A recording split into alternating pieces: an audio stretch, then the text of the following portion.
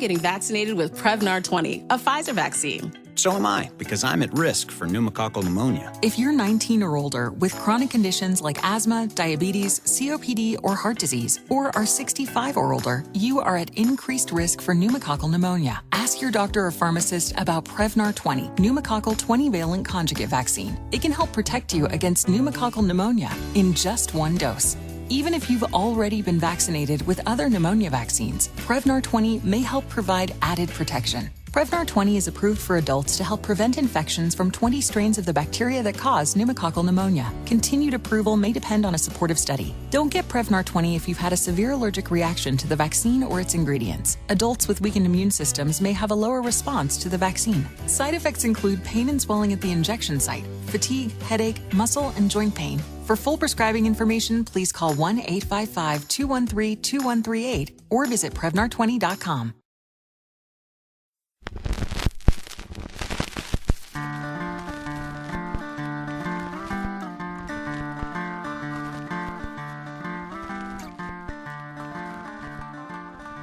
Welcome to the Crack House Chronicles, your favorite true crime podcast. I am Donnie, and with me is a man that doesn't go to sleep and wake up like everybody else. He passes out and comes to. It's Dale. Well, it's a little simpler that way. Yeah. You don't have no time restraints. That's true. You don't have to lay down and try to go to sleep. You're out and then you're up. Yeah, wherever you are. There you are. Passes out and comes to. What's going on, dude? Oh, you know. Same old. Same old. Yeah, man. We gotta make a shirt, man. Yeah, we gotta make a same old. We keep saying that. Hey, we need to write that down. Yeah, write it down. Write it down. We gotta get a board. We gotta have a board. We're gonna write it on the refrigerator. We tell everybody, or we tell each other that we need to write that down, but we don't write nothing down. But we really do. Yeah. Well, let's type it to ourselves and send ourselves a text message. We do. We do that a lot. All the time. Yeah. You got any good shout outs, bud? Hey. Oh, bring it on. Bring it on. There. We got us a couple of Apple Podcasts 5 stars. 5 star. First up, we have one. It says this is Frank 1043. Awesome show. Great job, guys. I love the time and effort you put into each episode. Signed, the retired Chief DJ. Well, that's a good friend of ours. That is. We appreciate that. Thanks for taking the time to type a few words in the box there and give us a little love. We appreciate that. Man, we sure do. And surprise. Hey. We got another one. Bring it on. This comes from... Okay, I'll quit clapping. This comes from Shelly Stitchcomb. Is it Stitchcomb or Stitchcomb? You say it fast or slow? Yeah.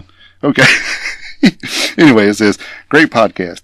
I have always loved true crime documentaries. I came across your podcast and gave it a try. I've been hooked ever since. I listen to each new show while working. Donnie and Dale are great at telling the stories and also researching and digging deeper into each case covered. Keep up the great work. Wow. Man, well, that's a little feel goods for us. We like some feel goods. Yeah, Shelly's a friend of mine, and I didn't blackmail her or bribe her into doing that. Oh, okay. Yeah. I see. I wonder what the package full of money over there was for. Yeah.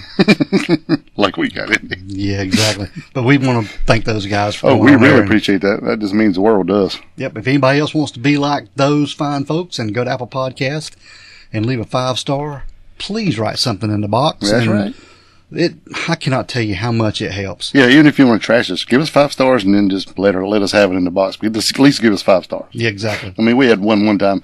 It was just praising us for the show, but it's like, there was a breathing in the microphone, so they gave us 4 stars or something, or 3 stars. I'm like, dang, dude, you're getting it free. Just give us 5, and then you can just wire us out in the comments if you want. We can take it. We ain't charging anybody for this. You're getting it free. Yeah. And you want to give a low rating.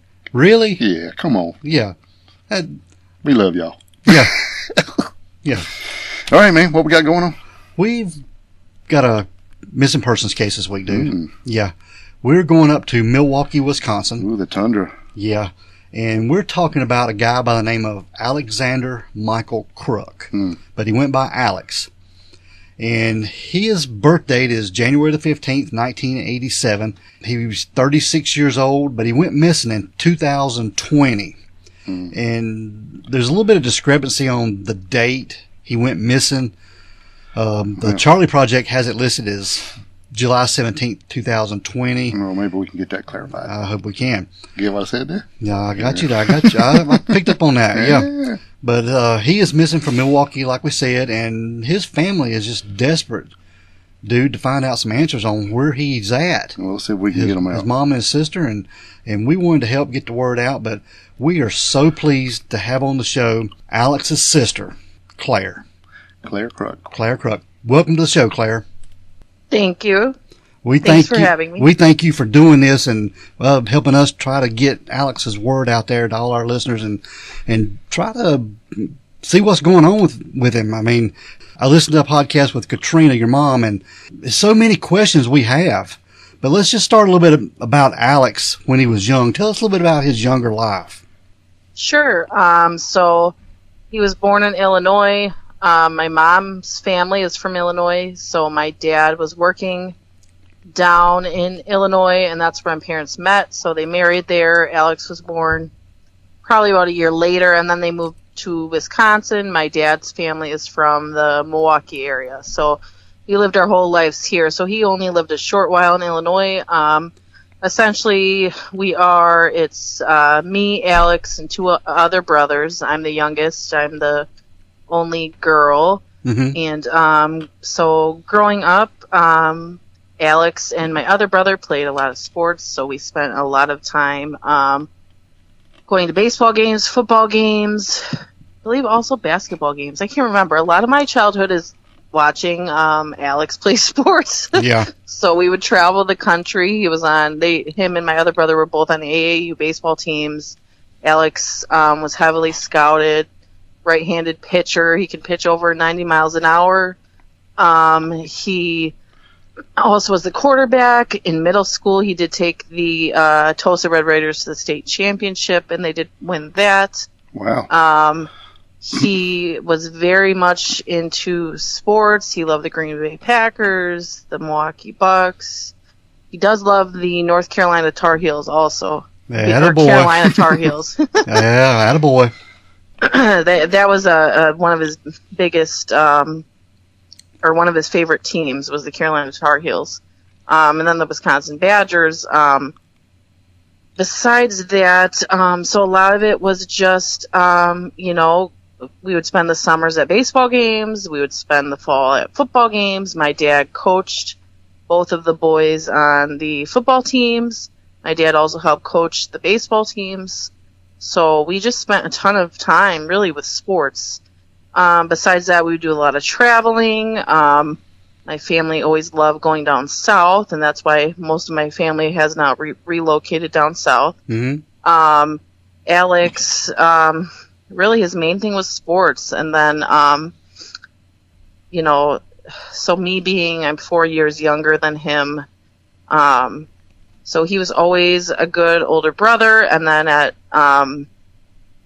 some point in high school, he kind of went down a bad path, got into some bad things. And then he did at one point, get married and whatnot. But that didn't work out. And then after that ended, it seemed like his life kind of kept taking a downward spiral. Not to, just look at the negative aspect, but when that happened in high school, my parents spent a lot of time trying to help him and help him get better. And unfortunately, it just was the addiction. He just couldn't kick that part. So that was a big struggle, and I've had a lot of friends struggle with that. I even struggled with that myself. I'm actually 5 years sober now. Well, congratulations. From alcohol. So I was a big drinker. Alex was the big other things. So, when I got sober and I was back in Wisconsin, I was really trying to make contact with him to see if I could help him. But Alex, really, the main thing with him is playing sports. He would like to go work out. He would like to go run. He's a funny, goofy guy. When he was kind of in bad things, obviously, he, made some bad choices, as I have also. So he may have made some people angry. But, a lot of, I guess a lot of the childhood was really just traveling and watching sports. I mean, I can remember sitting on the sideline watching him throw the football, get touchdowns. He once almost rolled into me because I was standing on the sideline. I'd always go there as the little cheerleader cheering them on. I have caught the baseball that he threw, and he almost, broke my hand because he can throw a hell of a fastball. And like I said, he was heavily scouted. He played in Cooperstown, New York. He went to the Baseball Hall of Fame there. He played at Miller Park. He played at the stadium in Minnesota and Minneapolis. I mean, we went all over the place. So it's unfortunate that his life path didn't lead to that, because he had a lot of talent. He's a very talented athlete. So that was his, biggest love. Yeah, I think your mother said on the other one he was throwing like 95 miles an hour as a freshman in high school, which is amazing to me. Oh, yeah. It's just unfortunate that, he probably would have been scouted, if things would have played out a different way. I mean, he was being looked at for that, definitely. And then, when it came to football, when it came to high school, I don't know the whole story, but from what I was told, it seemed like there was a coach that was on that football team that wanted their son to be the quarterback, and not my brother. So there was some sort of weird political thing going on there. So I'm not exactly sure what happened with football, but yeah, with baseball, he did continue to play even in high school. And to be honest, I don't remember all that. I mean, God, we're talking 20 years ago? Yeah, right. A long time ago. So, and probably a lot of it. We had a very connected family growing up, Yeah. So. And a lot of it's probably just a blur to you now, all those traveling days and all those games, I'm sure. Oh, yeah. I mean, I definitely remember it, but being 4 years younger, if he was, say, I don't know, 14, 15, so I was 10, 11. Right. Yeah. I was young. Yeah. At what point in high school did he start going down the wrong path? What grade was he in? I want to say it was 8th grade going into 9th grade. Really? I want to say, but I think it was probably more around age 15, probably. Yeah. But I feel like there was some incident when he was in middle school and high school. I'm not sure on that. Obviously, my parents would know. Yeah. I don't. I was so young. So, let's say he was in 8th grade. I was 8, 9. So I don't remember all that. What about his friends in middle school and high school? What were his friends like? The people he hung around? So I don't really remember who his friends were in elementary and middle school, but I do know that when he started going down a bad path, I think that they were, I think some were decent people, but unfortunately, and I've seen it because I've had a lot of friends die of addiction. Once, especially, when you're using drugs, once you get caught up in that beast, it's very hard to kick that. So that makes you do a lot of things that you may not do. And I've lost a lot of friends. So I would say that, as people, I don't think that they're horrible people, but obviously made some bad choices due to their addiction. I don't know if that makes any sense, but. Oh, definitely, yeah, because once you get, wrapped up in it, it is hard to get out. Even on, for people who have a car accident or something and get pain pills and stuff, once you do that, and then it's just, if some people just gets a hold of them and you can't get out. I think my mom said that there was a doctor who got him on medicine and that also contributed. I'm not quite sure, but I do know that all started with weed and just went downhill from there. Yeah, right. And I will say, though I think Alex is kind of I think we're very similar. I mean, I'm kind of more of a loner, and I think Alex was kind of more of a loner. I mean, he was very social. He talked to people, but he probably had only maybe 1 or 2 true friends. Right. When he was in middle school or high school, when did he drop out of high school? What did he do? Did he just ultimately quit, or what happened there, Claire? From what I was told, he didn't finish his senior year, but he did get his GED. I think he's maybe stopped going to school. Mm-hmm. But he did get his GED, and he eventually did get his CNC machining certification, and so he was doing that. And he did do really well in school when he applied himself. I mean, he was a straight-A student. I mean, he's very intelligent, very talented. It's really unfortunate what addiction can do to people's lives. Yeah. Very much so, yeah. But you said he ended up getting married and he had a little girl. He did. Yeah. And that... Was that a point in his life when he was trying to get clean and... Try to straighten up a little? Yeah.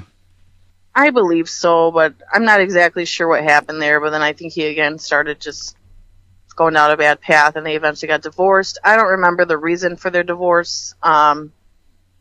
It it's just been so many years, you know. Yeah. I was probably in high school, right? So again, at least maybe 15 years ago. It was a long time. Yeah. Right, yeah, that's understandable. Exactly. So he just, when they had a falling out, and then due to his lifestyle choices, he just did not see his child as much. So I know that really hurt him. Yeah. Well, let me ask you it's this. really hard when you're trying to crawl up from the bottom up, Oh, you I'm know, sure. because I've been there where I had to rebuild my life from nothing quite a few times in the past probably 15 years, and it's very hard to stick with it and get it together, and it takes more than one try. And I probably dealt with that for about 10 years until I was finally able to achieve a better life. And so, so it just takes a lot to fight yourself out of that hole you're in. So according to the Charlie Project website, it has his missing date on there of July 17th, 2020, but that is not correct, is it? No, that is the last day that he, according to the Milwaukee police, logged into social media.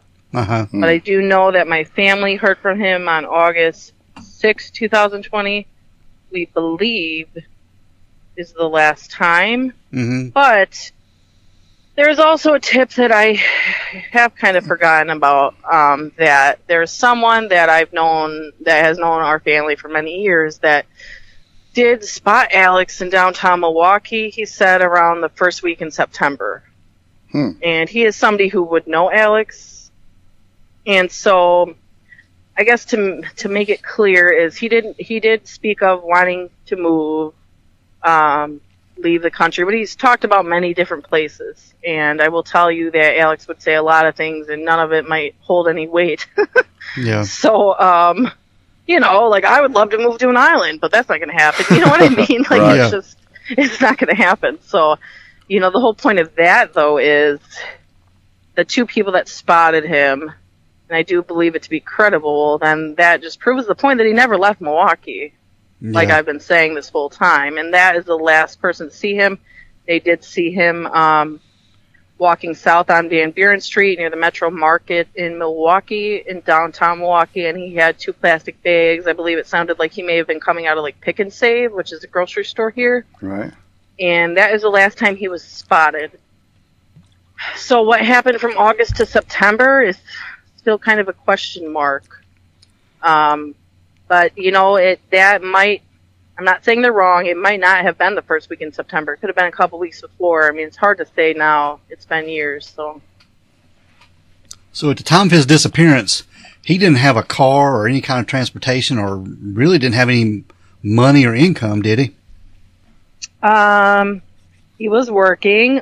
Okay. Oh, good. We haven't been able to pinpoint exactly where. That's been a little difficult. I know that the police did go to several places that they were told by friends he worked at, and everywhere they went, the people that worked there, the managers and everything, said they didn't know him.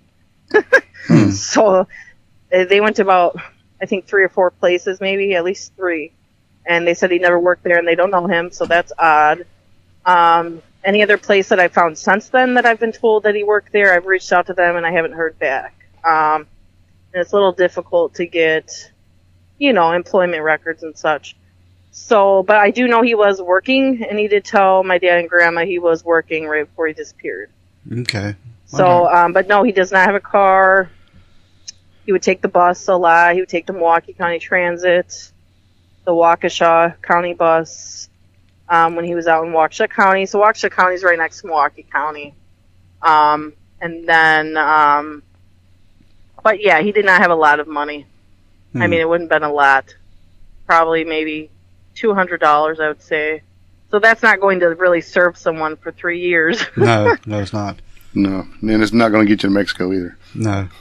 You said you hadn't saw of any kind of threats or anything like that, or any kind of danger, you know, involved with his disappearance, but do you have any idea who he was probably hanging around with at this time when he went missing?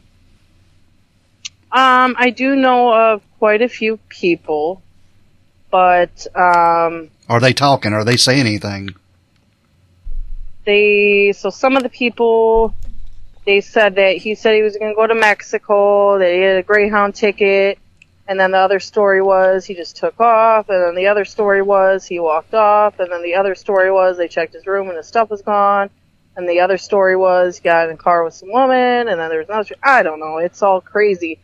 My dad did say that he said he was going to go stay with some friends somewhere. But so once I recently got into his Facebook, I did see a status, somebody posted saying that he had taken their Xbox or something, and he was going to get what was coming to him. And that was in December 2019, though.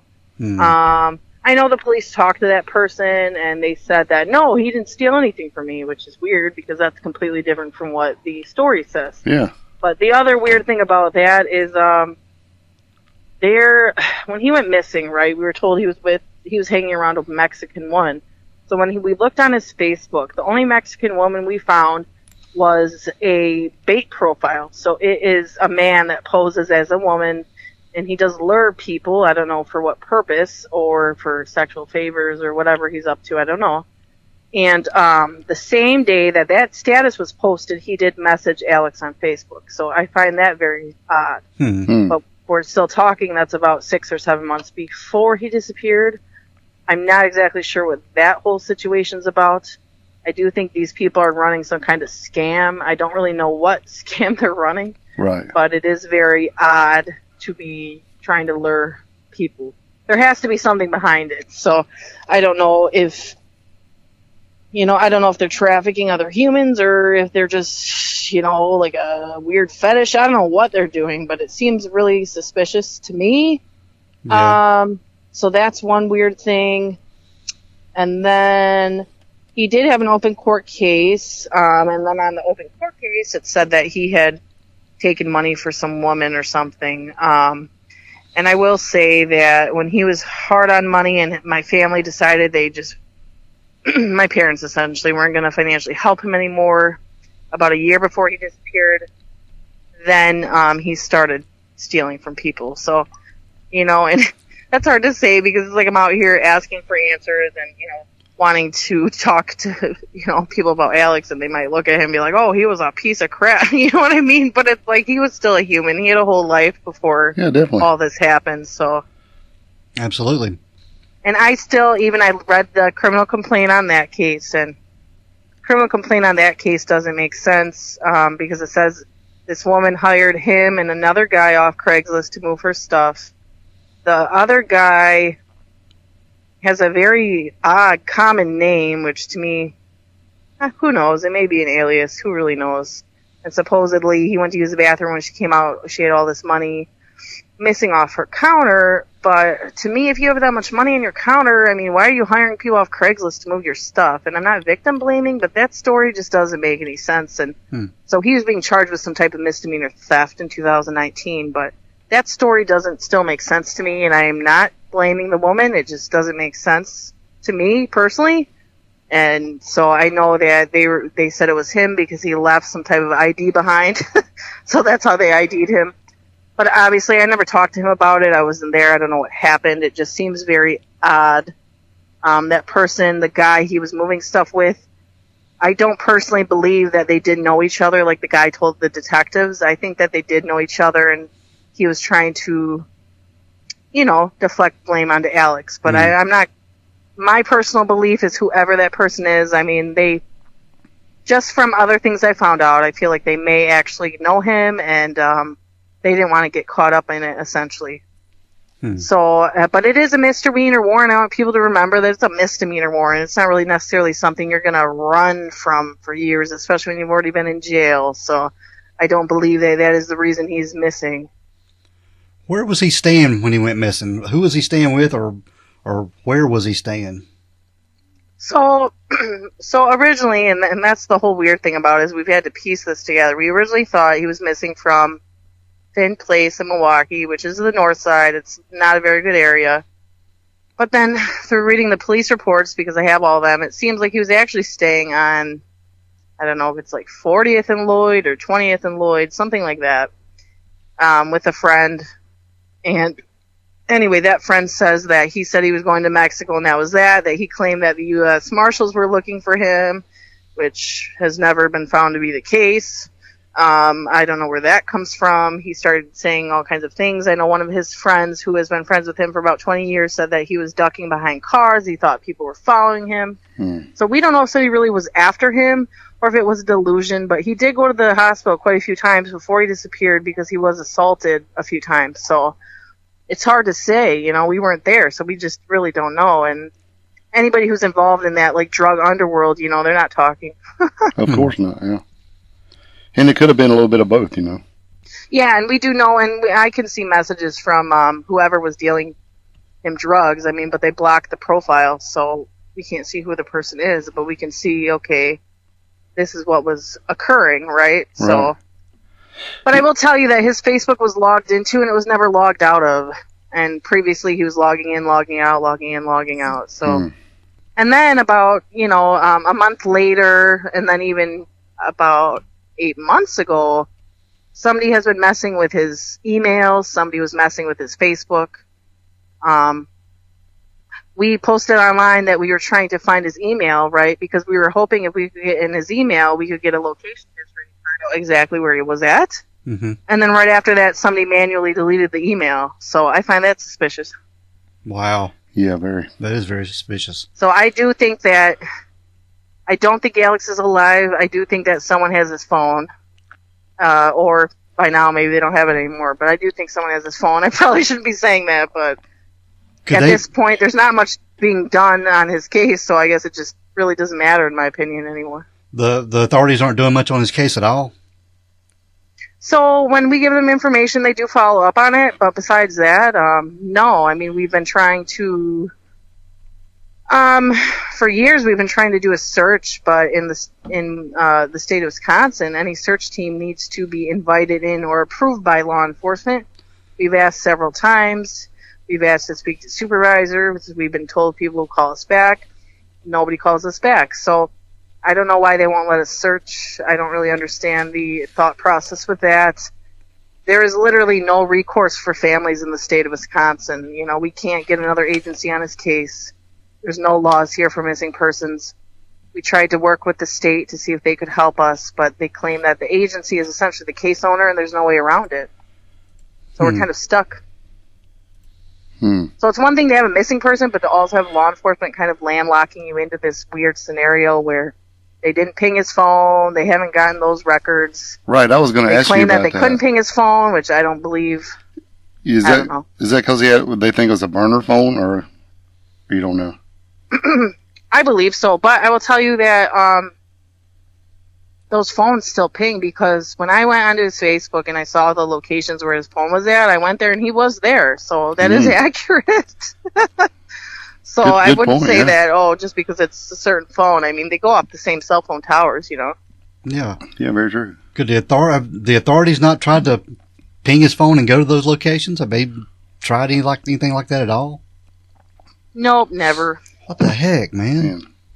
It's so frustrating, I'm sure. Yeah.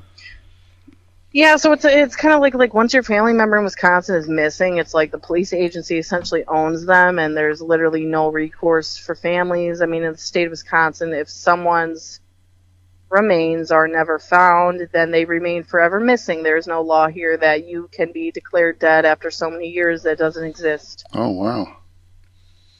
I think I heard your mom say on the podcast that you guys hadn't got any of his belongings back or anything, or his stuff. No, we don't have any of it. We have no idea where it went. Man, this is that's so crazy. This is really frustrating to me. Because it's just so hard to find out anything.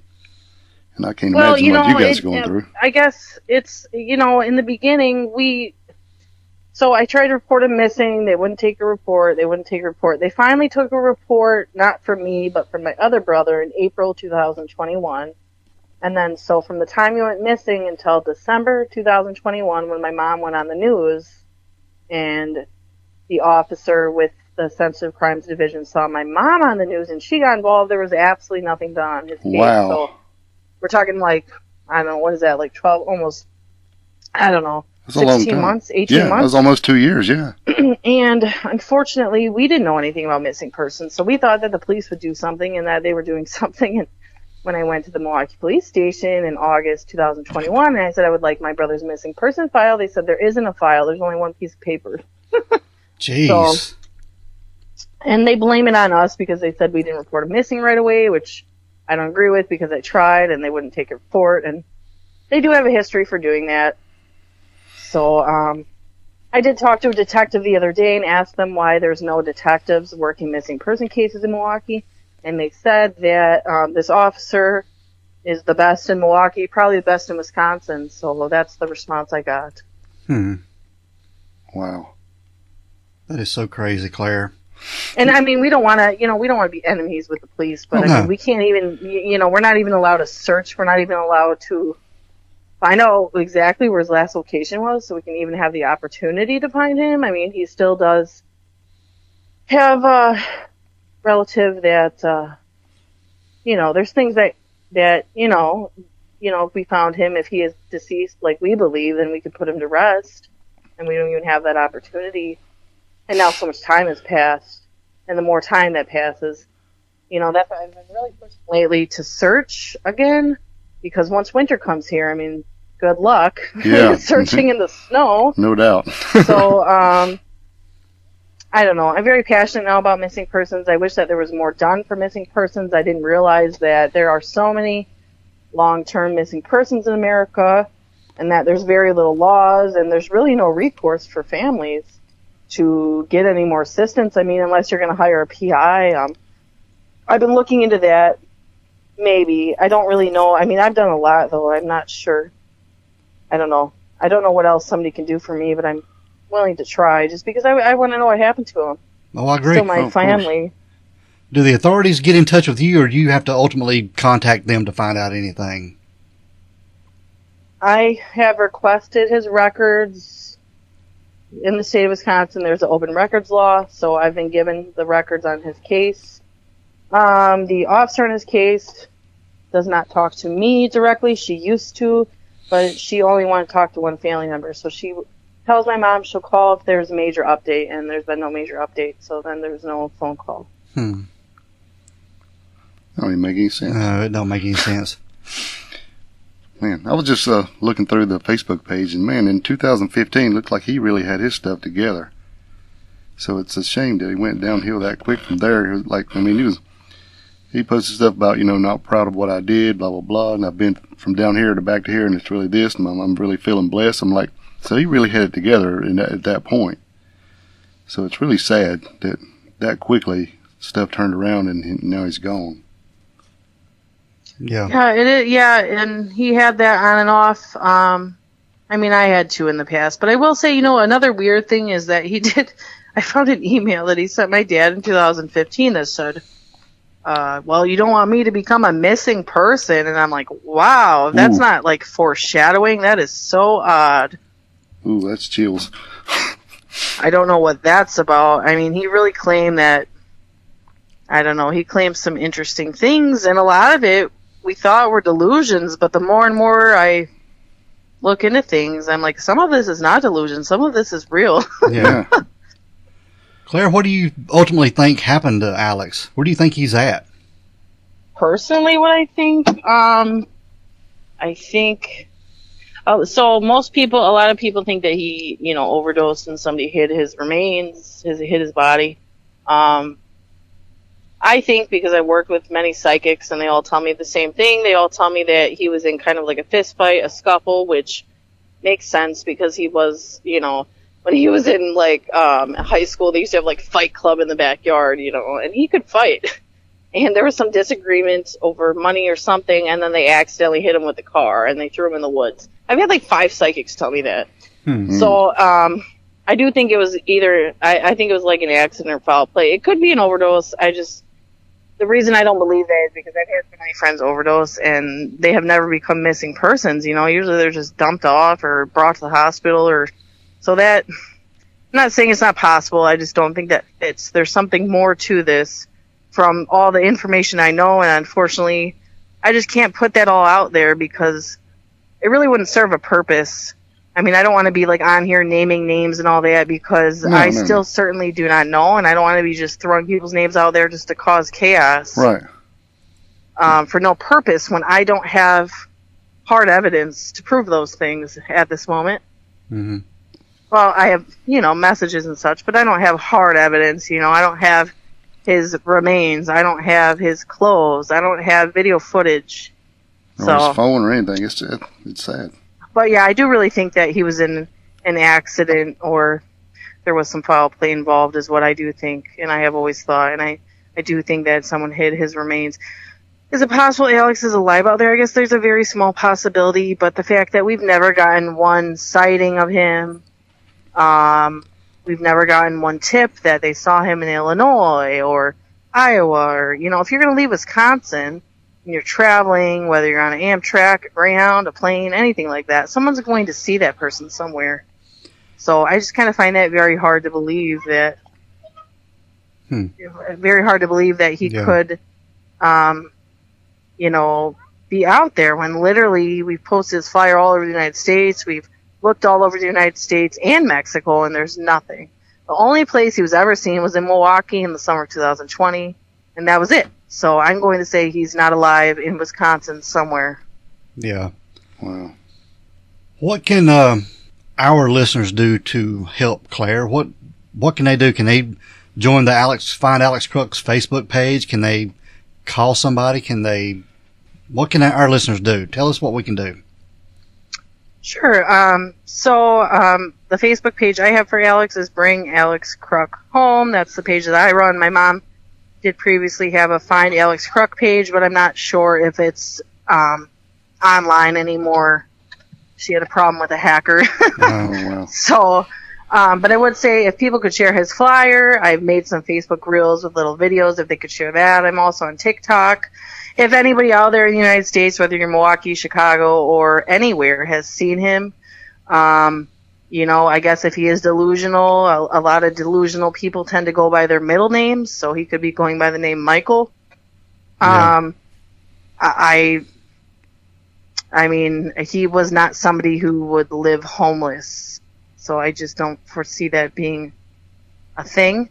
And I do believe if he was alive that he would have had police contact by now, somehow.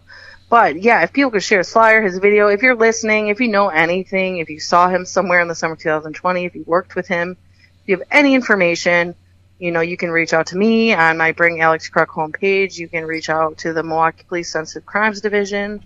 Have it in your heart to know that this was someone's loved one, and we would like to bring him home either way and eventually bring a resolution to his case. And we're going to keep searching until we find that, and we hope that we're not searching for 10, 20, 30, 40 years. Yeah.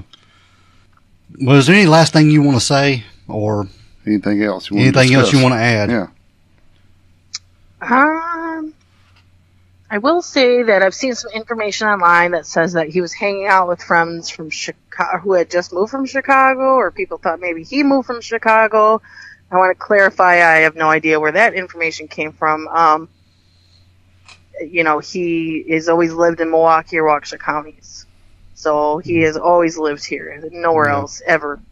The fact that he might have been hanging out with people from Chicago, I'm not sure where that came from. They also even have a name is that his last clothes was like pants, a shirt, a flannel, and a sweatshirt or something, which can't be true because this was the summertime in Wisconsin. I think it's hot and humid here. So, again, I don't know where they came up with that. So I don't really find that to be accurate. I don't know where that came from, honestly. I actually have talked to the NamUs coordinator. I asked him to update the date, and I also talked to the Charlie Project because I met her in person, and I told her some of that information wasn't correct. So I want people to know that everything out there on the internet's not correct. I also saw something about someone they bought him a ticket to go to Mexico. There's no evidence of that. Like I said, I'm in his Facebook. There's no messages with anybody offering to buy a ticket, even in the blocked messages. You know what I mean? Like people who blocked the page. Yeah. After the fact, there's no blocked messages about that. So that's just some rumor or story. I don't know where that came from either. So the only thing we do know is that he was in Milwaukee, he disappeared, and that is that.